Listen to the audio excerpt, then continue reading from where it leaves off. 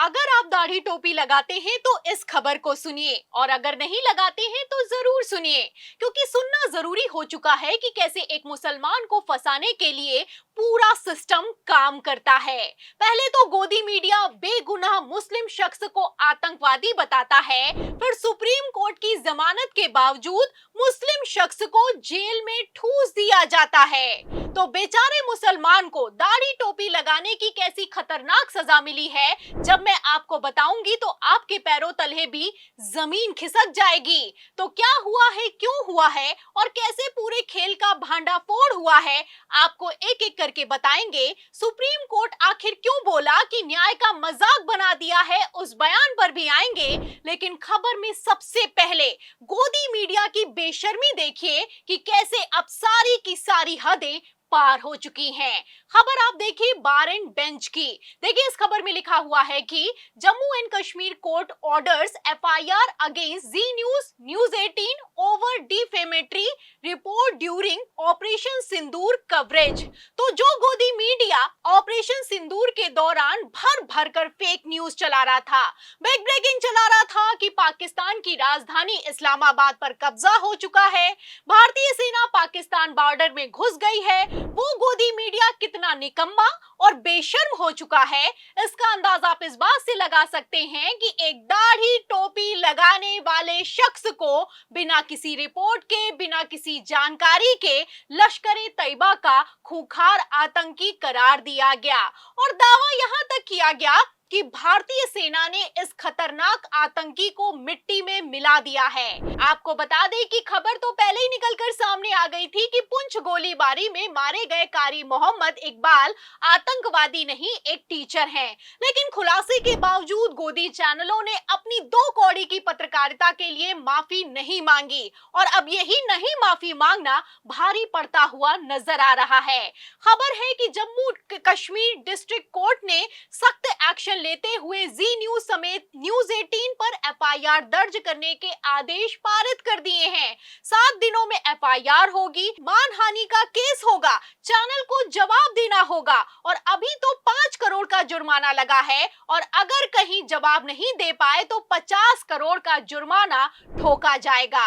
कायदे से घटिया और फेक न्यूज फैलाने के लिए गोदी एंकरों पर जुर्माना नहीं, इनको जेल होनी चाहिए। लेकिन असल में किसको जेल हो रही है, खबर आप देखिए जागरण की। देखिए इस खबर में लिखा हुआ है कि जमानत के बावजूद आरोपित को रिहा नहीं करना न्याय का मजाक, सुप्रीम कोर्ट ने यूपी के जेल महानिदेशक को किया तलब। तो आफताब नाम के एक शख्स को सुप्रीम कोर्ट की रिहाई के बावजूद 28 दिनों तक जेल में रखा गया। और क्यों रखा गया? क्योंकि आफताब एक मुस्लिम है और उसने हिंदू लड़की से शादी की है। आफताब पर आरोप है कि उसने जबरन धर्म कन्वर्जन करवाया है। आपको बता दें कि जब आरोप सिद्ध नहीं हुए तो सुप्रीम कोर्ट ने जमानत दे दी। लेकिन फिर भी यूपी सरकार की हिम्मत तो देखिए कि सुप्रीम कोर्ट से जमानत मिलने के बावजूद भी आफताब को रिहाई नहीं दी गई। इस पर सुप्रीम कोर्ट भड़का, योगी सरकार को फटकार लगाई, 5 लाख का जुर्माना ठोका, तब जाकर कहीं आफताब को जमानत मिल चुकी है। मतलब जहां सुप्रीम कोर्ट को ही अपना आदेश लागू करवाने के लिए फिर से सुनवाई करनी पड़ती है, वहां आम लोगों का क्या होता होगा आप समझ सकते हैं। आपको बता दें कि आफताब को रिहाई देते हुए सुप्रीम कोर्ट ने कहा कि जब अधिकारी सुप्रीम कोर्ट का आदेश मानने के लिए तैयार नहीं है तो न जाने कितने बेगुनाह जेलों में सड़ रहे होंगे। खेल समझिए, आफताब अगर मुस्लिम लड़की से शादी करता है तो उसको जेल में ठूस दिया जाता है और अगर मुस्लिम शख्स कृष्णा बन जाता है, सनातन धर्म अपनाता है तो वाहवाही पाता है। मतलब मुस्लिम हिंदू तो बन सकता है लेकिन हिंदू लड़की से शादी नहीं कर सकता, और तो और हिंदू नाम से दुकान तक नहीं चला सकता। ऐसा मैं क्यों कह रही हूँ, लेटेस्ट खबर देखिए। खबर आप देखिए एबीपी की। देखिए इस खबर में लिखा हुआ है कि कांवड़ यात्रा से पहले बवाल, पंडित जी, वैष्णो ढाबे के मालिक और स्टाफ निकले मुस्लिम, हिंदू संगठन का हंगामा। तो सिर्फ हंगामा नहीं किया गया है, मुस्लिम स्टाफ के कपड़े तक उतारने की कोशिश की गई है, पैंट खोलने की कोशिश की गई है ताकि चेक किया जा सके कि सामने वाला मुस्लिम है या फिर कि हिंदू है। अभी तो कांवड़ यात्रा शुरू भी नहीं हुई है तब ये हाल हो चुका है। जब ये यात्रा शुरू होगी तो उत्तर प्रदेश में क्या हाल होता है आप जानते हैं। अब ये आतंकवाद नहीं तो क्या है, सवाल खड़ा होता है। मतलब पहलगाम में आतंकवादी धर्म पूछकर गोली मारते हैं, यहाँ तो हिंदू संगठनों का बस नहीं चल रहा, वरना धर्म पूछकर गोली तो क्या सूली पर लटका दे। एक तरफ यूपी में हिंदू संगठन बेलगाम हो चुके हैं, दूसरी तरफ आफताब जैसे मुसलमानों को सुप्रीम कोर्ट की जमानत के बावजूद रिहाई नहीं मिल रही है।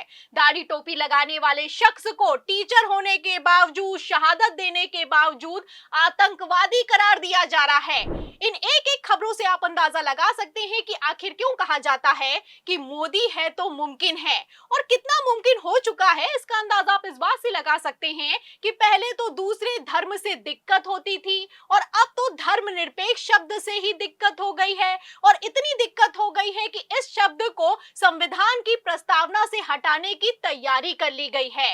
एक तरफ संघी और भाजपाई देश और संविधान को बदलने पर उतारू हो चुके हैं, दूसरी तरफ सुप्रीम कोर्ट से लेकर लोअर कोर्ट ने धर्मनिरपेक्षता की पहचान बचाई है। चीफ जस्टिस ऑफ इंडिया ने तो यहाँ तक कह दिया है कि अगर संविधान से छेड़छाड़ की तो ठीक नहीं होगा।